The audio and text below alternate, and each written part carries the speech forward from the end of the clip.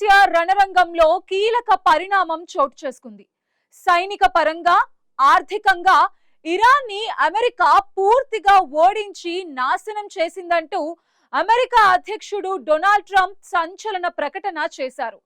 Trump ఈ ప్రకటన చేసిన కొద్ది గంటల్లోనే అమెరికా, ఇజ్రాయెల్ యుద్ధ విమానాలు ఇరాన్ అణుగుండెకాయ అయిన ఇస్ఫహాన్ నగరంపై నిప్పుల వర్షం కురిపించాయి. మరోవైపు ఇరాన్ కూడా వెనక్కి తగ్గకుండా దుబాయ్, కువైట్, టెల్ అవీవ్లపై వందలాది డ్రోన్లతో విరుచుకు పడింది. అసలు ఇరాన్ నిజంగానే నాశనమైందా? Let's watch the story.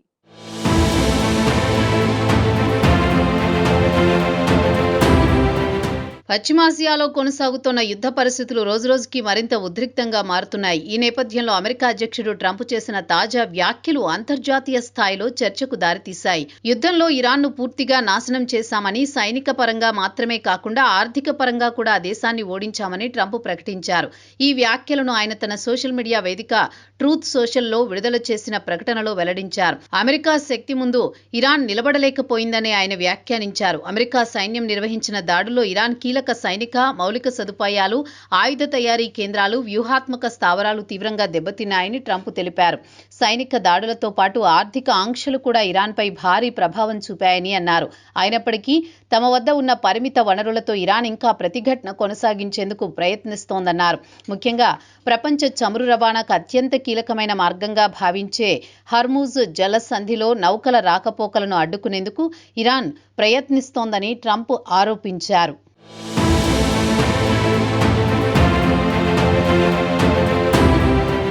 Hormuz జలసంధిని తెరిచి ఉంచేందుకు ప్రపంచ దేశాలు కలిసి చర్యలు తీసుకోవాలని ట్రంప్ పిలుపునిచ్చారు. ముఖ్యంగా హర్ముజ్ ద్వారా చమురు రవాణా చేసుకునే దేశాలు తమ నౌకాదళాలను పంపి ఈ మార్గం సురక్షితంగా ఉండేలా చూడాలని ఆయన కోరారు.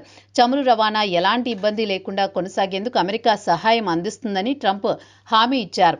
ప్రపంచ శాంతి భద్రతల కోసం దేశాలన్నీ కలిసికట్టుగా పనిచేయాలని ఆయన పిలుపునిచ్చారు.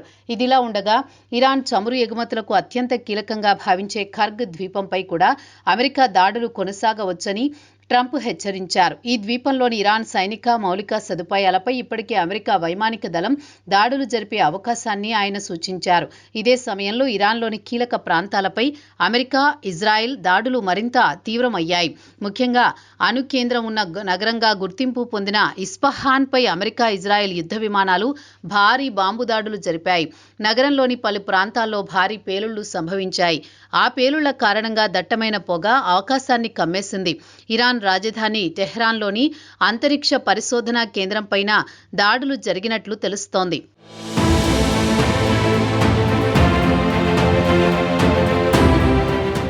ఇరాన్పై జరిగిన దాడుల్లో అమెరికా అత్యంత శక్తివంతమైన వ్యూహాత్మక బాంబర్ విమానమైన B-52 స్ట్రాటోఫోర్ట్రెస్ను ఉపయోగించినట్లు తెలుస్తోంది. ఈ బాంబర్ ఒకేసారి దాదాపు 38 టన్నుల బరువైన బాంబులను మోసుకెళ్లగల సామర్థ్యం కలిగి ఉంటుంది. దీని కారణంగా ఇరాన్లోని పలు కీలక మౌలిక సదుపాయాలు తీవ్రంగా దెబ్బతిన్నాయి. ఇటీవల టెహ్రాన్లోని చమురు నిల్వ కేంద్రాలపై అమెరికా, ఇజ్రాయెల్ దాడులు జరిపి తర్వాత అక్కడి పరిస్థితులు మరింత భయానకంగా మారాయి. ఆ ప్రాంతంలో నల్లని వర్షం కురిసినట్లు స్థానికులు చెబుతున్నారు. చమురు నిల్వలు పేలిపోవడంతో గాల్లోకి ఎగిసిన కాలుష్య పదార్థాలు వర్షంతో కలిసి పడడం వల్ల ఇలా జరిగి ఉండొచ్చని నిపుణులు భావిస్తున్నారు. ఈ వర్షం వల్ల ప్రజలకు కళ్లలో తీవ్రమైన మంటలు, శ్వాస తీసుకోవడంలో ఇబ్బందులు ఏర్పడ్డాయని స్థానికులు చెబుతున్నారు. చమురు నిల్వలు రసాయన పదార్థాలు పేలిన తర్వాత ఏర్పడే కాలుష్యం వర్షంతో కలిసి పడితే అది ప్రజల ఆరోగ్యంపై తీవ్ర ప్రభావం చూపుతుందని నిపుణులు హెచ్చరిస్తున్నారు.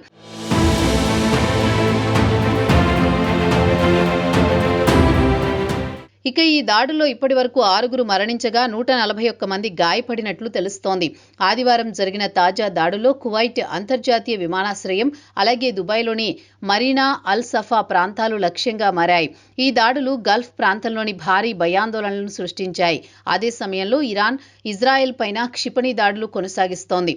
ప్రపంచంలో అత్యంత బలమైన గగన రక్షణ వ్యవస్థలలో ఒకటిగా గుర్తింపు పొందిన ఐరన్ డోమ్ను దాటుకుని కొన్ని క్షిపణులు టెల్ అవీవ్ నగరంలో పడ్డాయి. దీంతో ప్రజలు భయంతో బంకర్లలోకి పరుగులు తీస్తున్న వీడియోలు సోషల్ మీడియాలో వైరల్గా మారాయి. ఇప్పటి వరకు ఈ దాడుల్లో ఇజ్రాయెల్లో 12 మంది మరణించినట్లు అధికారులు తెలిపారు. ఇదిలా ఉండగా ఇరాన్ మరో సంచలన ఆరోపణను చేసింది. అమెరికాలో 2001లో జరిగిన సెప్టెంబర్ 11 దాడుల తరహాలో మరో దాడి జరిగేలా కుట్ర జరుగుతోందని ఆరోపించింది. ఈ దాడి ఇరాన్ చేసినట్లుగా చూపించే ప్రయత్నం జరుగుతోందని తెలిపింది. ఈ కుట్ర వెనుక అమెరికా లైంగిక నేరగాడు జెఫ్రీ ఎప్స్టీన్ ముఠాలోని కొందరు వ్యక్తులున్నారని ఇరాన్ ఆరోపించింది. ఈ విషయాన్ని Iran supreme national security council కార్యదర్శి వెల్లడించారు. ఉగ్రదాడులకు ఇరాన్ పూర్తిగా వ్యతిరేకమని ఆయన స్పష్టం చేశారు.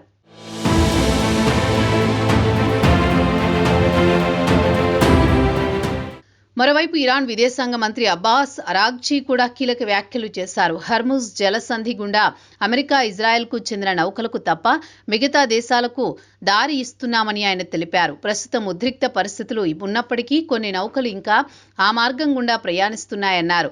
అయితే హర్ముజ్ జలసంధిని పూర్తిగా తెరిచే ఉద్దేశం తమకు లేదని స్పష్టం చేశారు. అమెరికా తన చమురు రిఫైనరీలపై దాడులు చేస్తే పర్షియన్ గల్ఫ్ ప్రాంతంలోని అన్ని చమురు క్షేత్రాలను లక్ష్యంగా చేసుకుని దాడులు చేస్తామని ఆయన హెచ్చరించారు. ఇదిలా ఉండగా ఇరాన్ కొత్త సుప్రీం నాయకుడు ముజ్తబా ఖమేనీ తీవ్రంగా గాయపడ్డారని అమెరికా రక్షణ మంత్రి పీట్ హెగ్సెట్ చేసిన వ్యాఖ్యలను అరాగ్చీ ఖండించారు. ఆయన సురక్షితంగా ఉన్నారని తెలిపారు. యుద్ధానికి ముందు అమెరికాతో జరిగిన దౌత్య చర్చల్లో ఇరాన్ దగ్గర అణుబాంబుల తయారీకి సరిపడా శుద్ధి చేసిన యురేనియం ఉందని తాను బెదిరించినట్లు వచ్చిన వార్తలను కూడా అరాగ్చీ ఖండించారు. ఈ వ్యాఖ్యలు కేవలం చర్చల్లో ఎక్కువ రాయితీలు పొందేందుకు చేసిన వ్యూహాత్మక వ్యాఖ్యలేనని ఆయన స్పష్టం చేశారు.